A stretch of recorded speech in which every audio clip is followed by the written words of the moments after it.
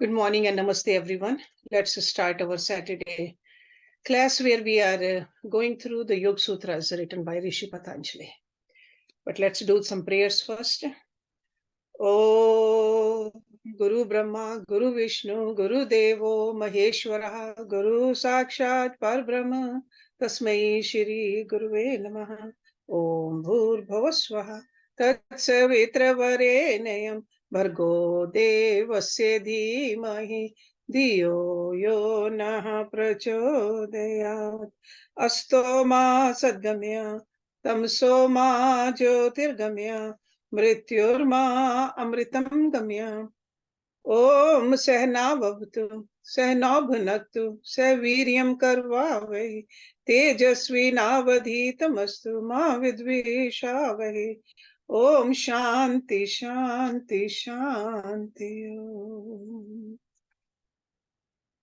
Let's open our books. Last couple of weeks we have been learning about those 5 klesha: avidya, asmita, rag, dvesh, abhinivesh. And Rishi Patanjali, he just explained it so beautifully with these sutras to us, because these are the afflictions. They give us pain, they give us sorrow.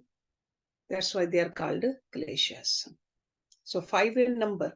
And he also told us that the root of all these kleshas is avidya, the ignorance, and ignorance about who we are. Ignorance. So now let's start the class with the verse number 10, chapter number 2.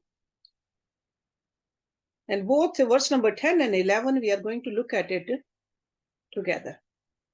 So 10 says, Te pratiprasava heyah sookshmah. Te means they. They means these 5-fold afflictions. Pratiprasava, that means potential to be born or with ability to manifest.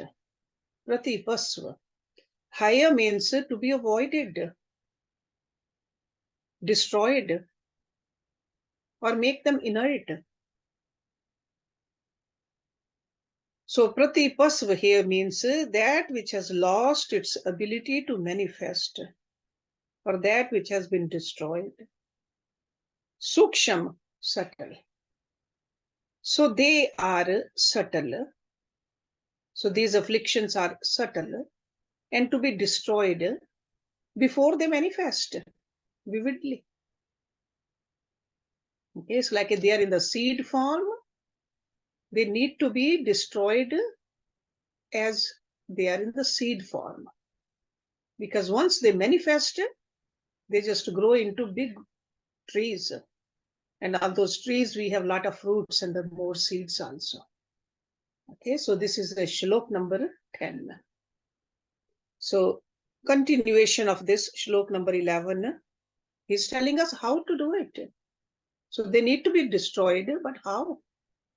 Dhyanaheyastadvrittayah. Dhyan means meditation. Heyah means to be destroyed by.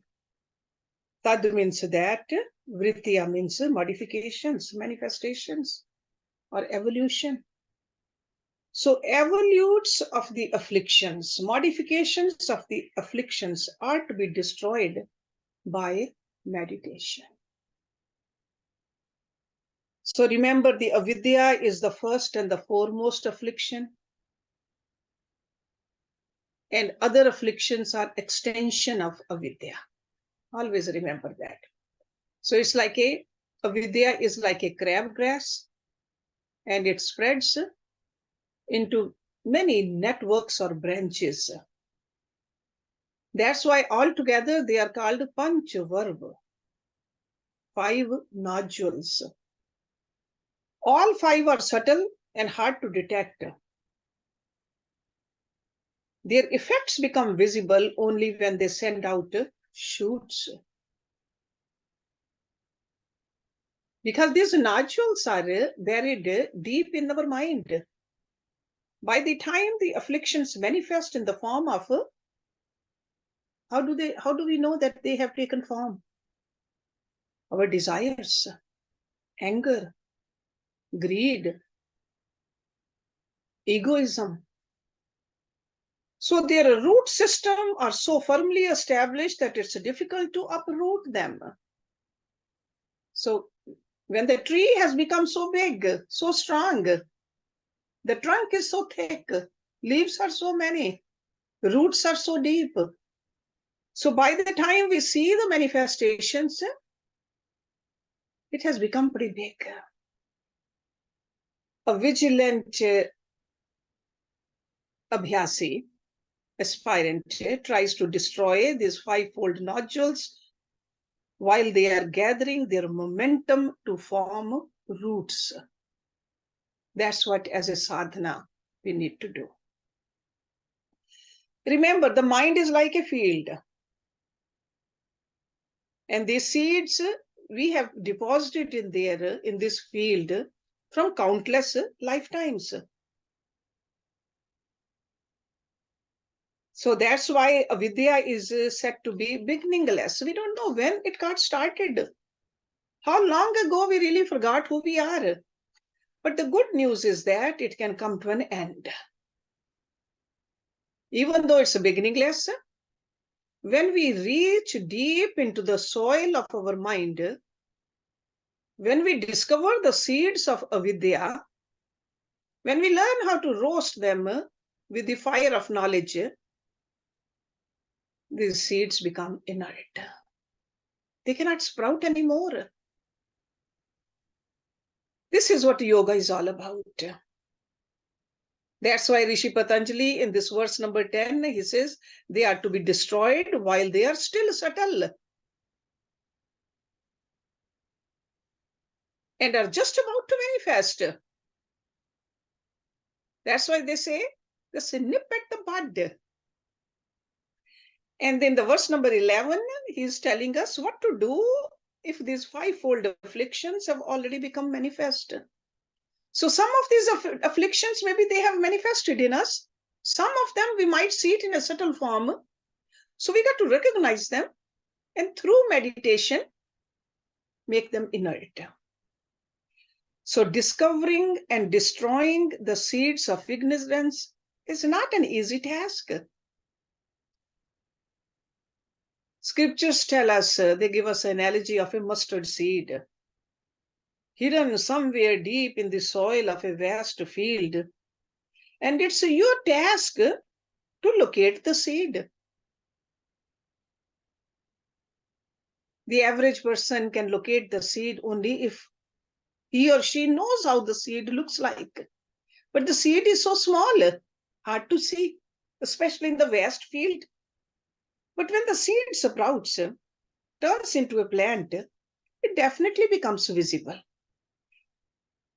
But even at that stage, you need a basic familiarity with the mustard plant so that you can recognize it, separate it from the other plants who are growing in the field. So that's why we need a guru, we need a teacher who can show us, who can tell us what are the afflictions. And that's what Rishi Patanjali is telling us in great detail over here. And he's also giving us the process of recognizing these afflictions. And he's telling us how to uproot them through meditation, dhyan. It is definitely a very subtle process. It requires vigilance and careful attention. It's almost like our mind field has become a jungle. There are wide range of plants, shrubs, weeds, isolating that this plant will require a greater degree of skill.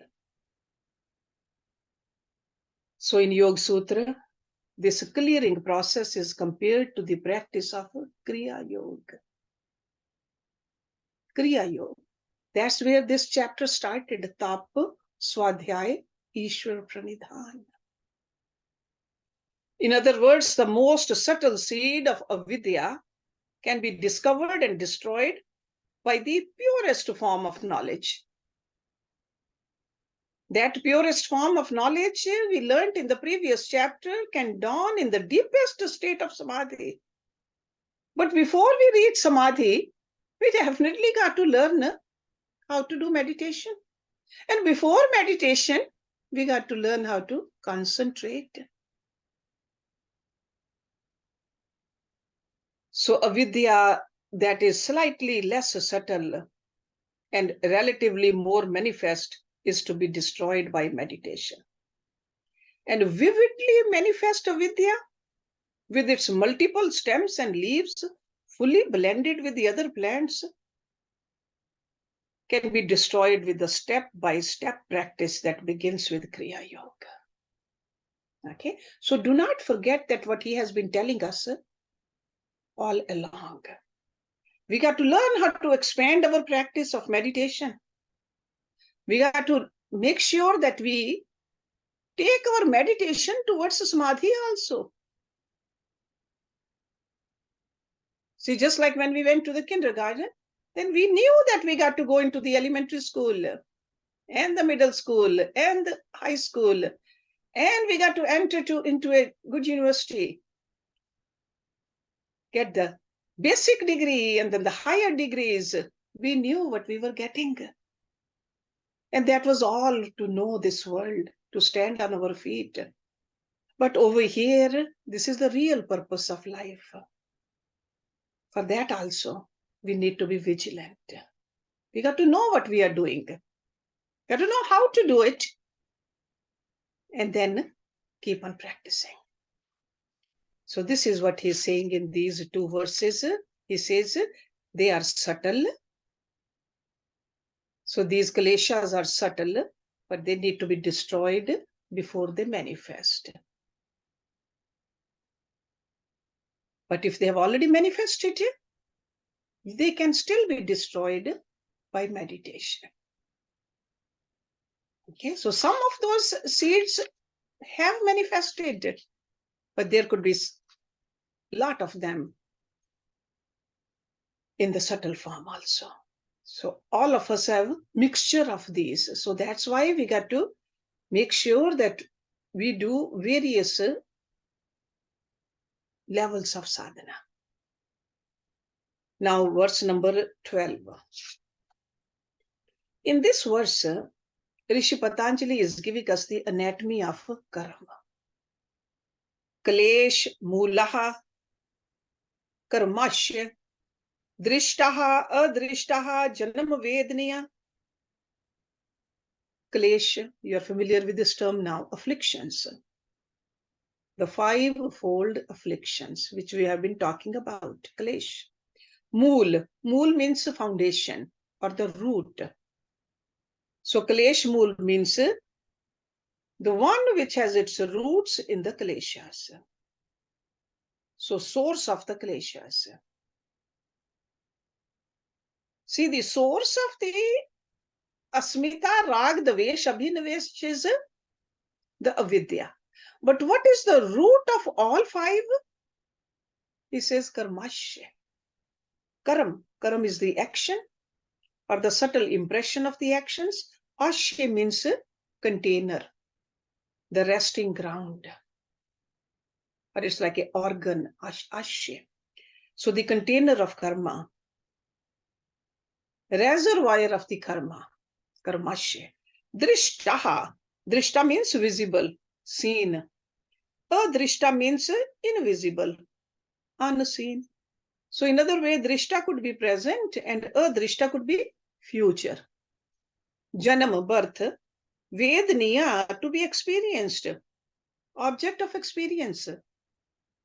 So together, drishta, adrishta, janam, vedaniyah means which we experience in our seen and unseen lives.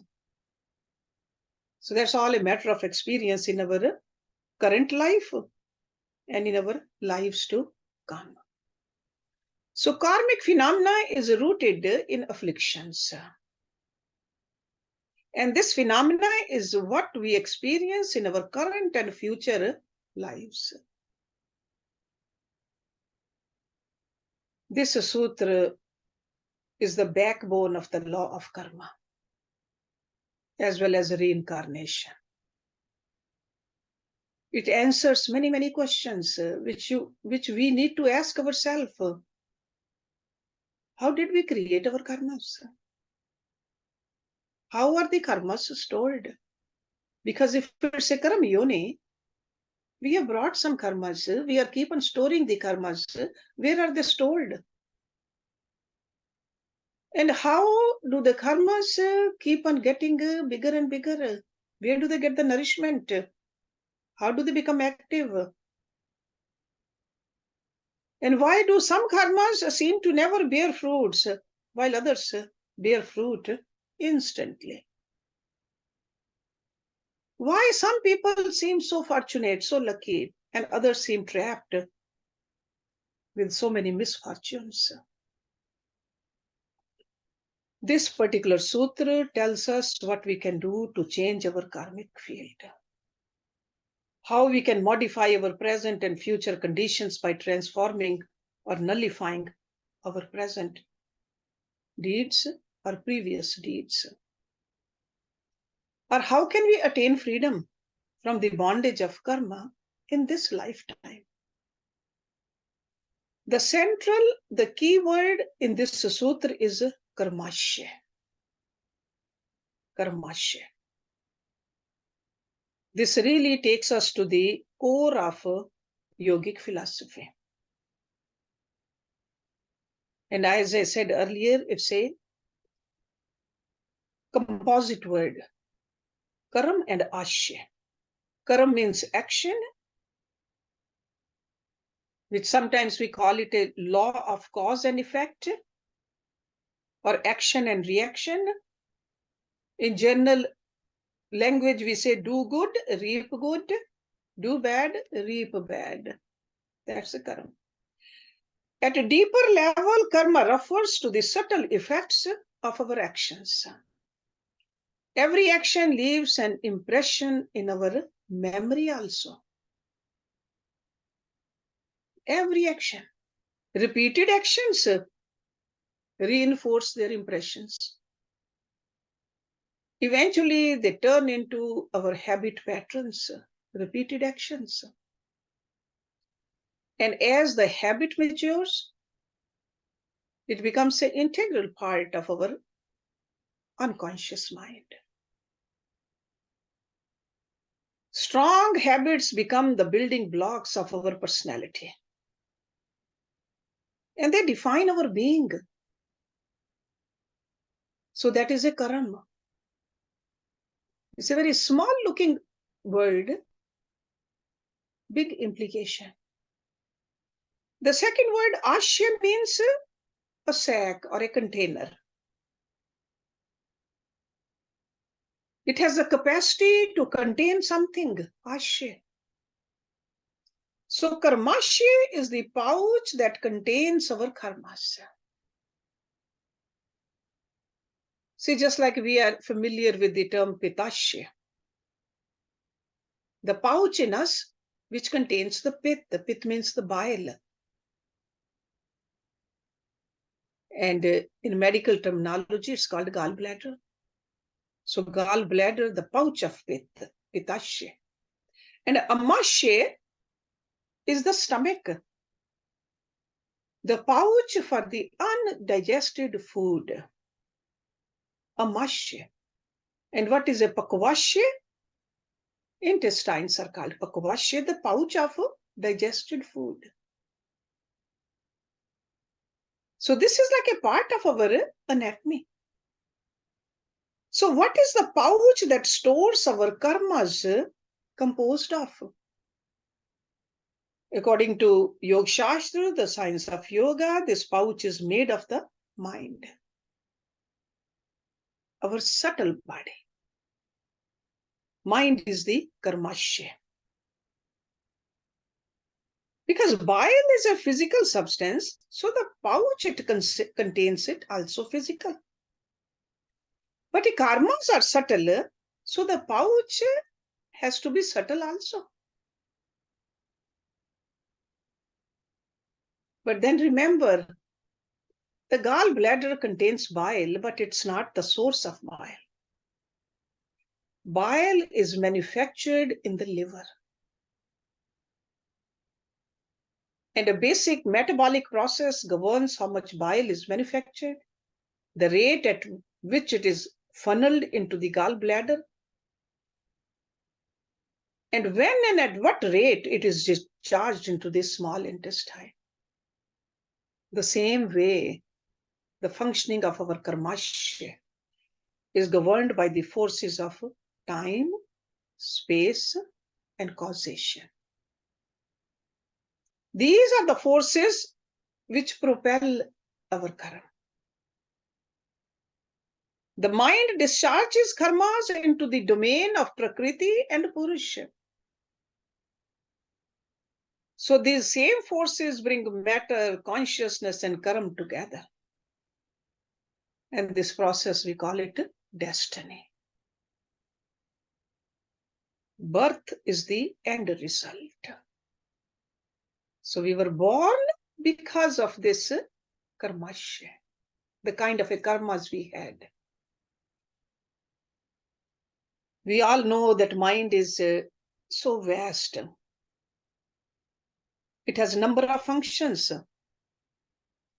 Because the altogether is called man, but then, see, antakaran is called man also. But this man has the individual mind also, the buddhi also, the chit also, the ahankar also. So the aspect of mind that functions as a karmashayo, the storehouse of our karmas, is called chit. Chit. Okay. So that is part of that antakaran, that's part of that man. So chit karmashayo is guided and governed by the forces of time, space, and causation. See, just like the gallbladder is connected to the liver, our karmashayo is connected to the field of afflictions, the kleshas. So this is the analogy which can make it clear for us to understand our karmas, how they are manufactured in the field of afflictions. Because from this field, they flow into our karmashayo. And from there, guided by the forces of time, space, and causation, they find their way into the domain of matter and consciousness. For all intents and purposes, our karmashayo receives its nurturance from the field of afflictions. More active this field, the more karmas are manufactured. The bigger the stockpile of karmas in the karmashayo, the greater the urge to discharge them into the domain. And this really forces us to rush towards sansar, this birth and death cycle. Sometimes we wonder, how long does it take to come back after leaving the body? There's no set rule. It all depends upon our own mind, our own karmashayo. So the afflictions or the kleshas are one of the most important topics in Yog Sutras. So affliction is a technical term. In general, it refers to the source of all pains and miseries. But in strictest sense, the yogic concept, affliction refers to avidya. Translated as ignorance, then asmita, rag, dvesh, abhinivesh.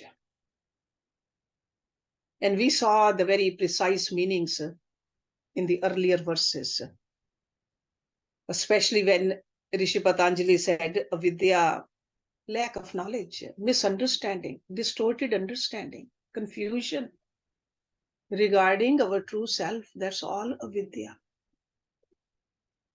And he told us it is the main affliction and the mother of all the other afflictions. So we got to remember that when we do our sadhana. Avidya, a subtle and unimaginably potent affliction, causes a turmoil in our inner consciousness. And this turmoil is very hard to detect, but our distorted self-image, asmita, our attachment, rag, our aversion, dvesh, or fear of death, when we see those, we should know that there is ignorance in us. We have forgotten who we are. We are identifying ourselves with something which we are not. That's why we have all those evolutes. Or when we see greed, anger, or any other outcomes of those, or attachment. So avidya and these other 4 kleshas constitute the total range of afflictions and are the manufacturing plant of our karmas. So how do we do all those different karmas? Because of all this. Why do we want to stay busy? Why do we want to run here and there? Why our mind is not in our control? It's all because of the avidya. We don't know who we are. With karmasya, remember, is a warehouse. The qualities of our karmas depend on the attributes and characteristics of the afflictions. Depending on these attributes and characteristics, we create 2 types of karmas. And they give rise to 2 types of karmasya. It's not like a 2 separate, but there is a difference in the same pouch. It could be virtuous. Predominantly, it can be a virtuous karmasya or predominantly non-virtuous karmasya. Denser the field of avidya, the more confused and deluded our asmita. The denser our avidya, the more deluded our asmita, the more disruptive the forces of attachment, aversion, and fear of death. So they are all connected. These disruptive forces create an environment of desire, greed, anger, hatred. And the karmas which get manufactured in this kind of an environment will be negative and destructive. And obeying the laws of time, space, and causation, these negative and destructive karmas will flow into our karmasya. Karmasya, which is dominated by negative karmas, is called apunya karmasya. A karmasya that houses non-virtuous karmas, apunya. But on the other hand, the more enlightened the field of avidya, the more and more we know who we are. Outcome of that will be the less deluded the asmita, the less potent the forces of attachment, aversion, and fear of death.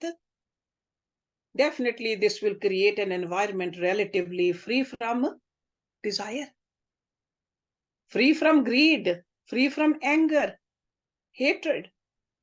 And in that kind of a field, the karmas manufactured in this environment will be positive, constructive. They will be flavored with dispassion, contentment, love, compassion. So karmas flowing from this relatively enlightened field of avidya are also stored in the karmasya, and presence of these karmas will give rise to a punya karmasya. That means the karmasya that houses virtuous karmas. This is not to say that we create 2 separate karmasya. We have one vast mind field.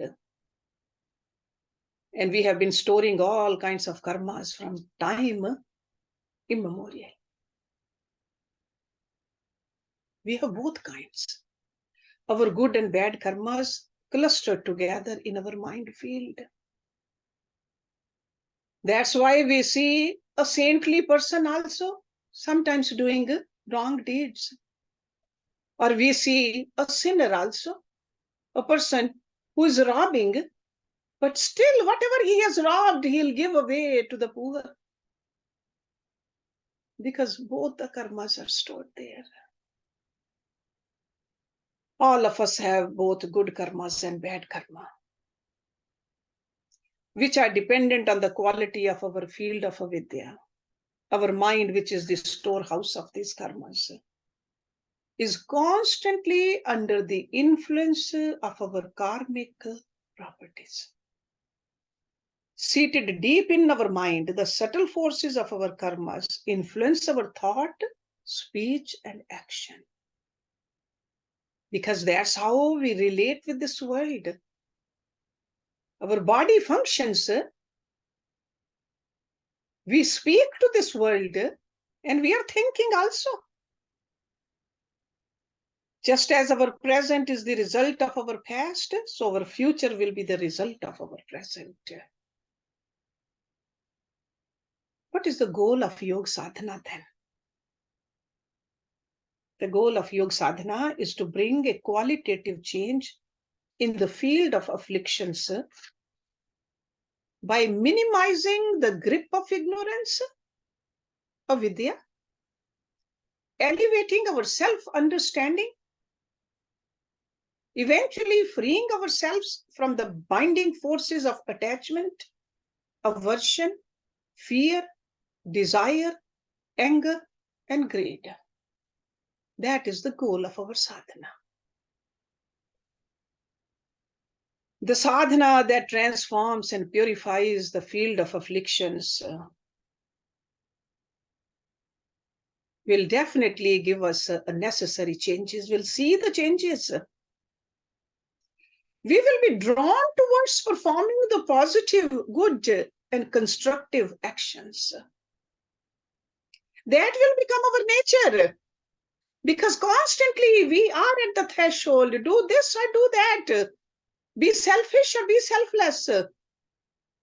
If we are doing our sadhana properly, it becomes our second nature. To keep on cultivating positive and more positive. And these actions will result in good karmas. And they will be deposited again in our mind field, conforming to the laws of time, space, and causation. And those karmas will form a punya karmashayo. Our mind will be filled with virtuous, auspicious, enlightening karmas. And eventually the forces of time, space, and causation will spin our karmic wheel in the direction where towards the highest good, which we call it a freedom from all the karmas. In the next sutra, we'll see that Rishi Patanjali is addressing what happens if our karmas and the mind that houses them remain rooted in the dark, dense field of avidya. Because we see that our goal is to take it out of that avidya. Avidya is the affliction, it is the pain, it is the suffering. We need to get out of it, but if we don't, what really happens? Sati moole tadvipako jatyayurbhogah. Sati. Sati means in the presence of. That means under the prevailing conditions. Moole, the root. Tad means that. Over here it's referring to the karmashayo, the field of karmas. Tad. Vipakaha. Vipaka is a condition of bearing the fruit. Vipak. It's like a post-digestion. Jati, to be born. That means to be in a body, to be born in a particular species. That's a jati. Ayu, lifespan, length of time to remain connected with the body. That is ayu. Bhogaha, the experience. So that means the experience of pain or pleasure. Pain and pleasure means consuming the fruits of the karmas, because some good karmas, some not so good karmas. So as long as the root continues to exist,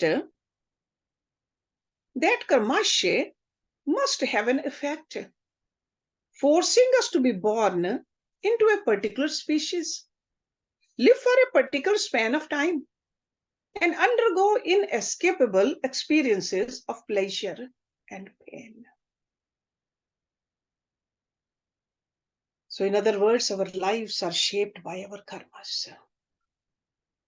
Good karmas, good life. Bad karmas, bad life. Our pleasure and pain, success and failure, gain and loss are the results of our actions. Where and how we are born and the circumstances that walk into our lives are definitely determined by our karmas. There is no chance, there's no accident. We know that actions are of two kinds. Those we performed in the past and those we are performing now. And the past actions are also two kinds. Some we performed long time ago, and we have forgotten about it. But there are some we still remember. We have little control over the results of these past actions. These results are totally in the hands of an unseen force. Sometimes we call it a nature, providence, or destiny. Our current karmas are somewhat under our control. But we know that they are also heavily influenced by our past actions. And how our past and present actions are propelled by the fivefold forces of affliction, how they are stored in the karmashayo, how the force of providence arranges the circumstances for actions to play themselves out. That's what we have been learning in these verses. According to commentary by Rishi Vyasa. See, Rishi Vyasa has written beautiful commentaries on Yog Sutras also. Entire range of our actions can be divided into two major categories. And that's what we have been talking about. That's how the formation of the punya karmashayo and the pap karmashayo gets formed. So punya karmashayo is the mind field where the impressions of our virtuous deeds are stored.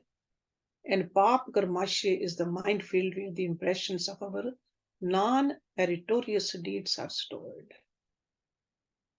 He talks about it in detail in that bhashya.